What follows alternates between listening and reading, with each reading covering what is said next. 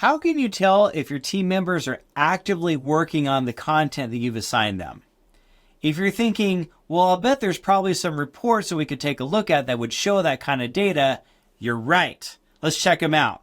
I'm going to pop over to reports, and there are 3 reports we can take a look at. First of all, the subject report. The subject report will show you completion data for all of your published subjects. You can drill down into an individual subject by clicking the View Details button on the right, and that will show you all the team members who are assigned to it and what their completion scores are.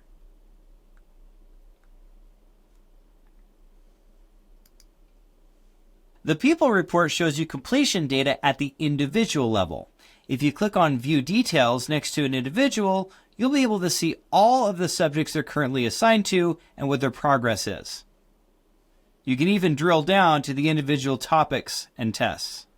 The latest activity report is a running list of all the things that are taking place in your account.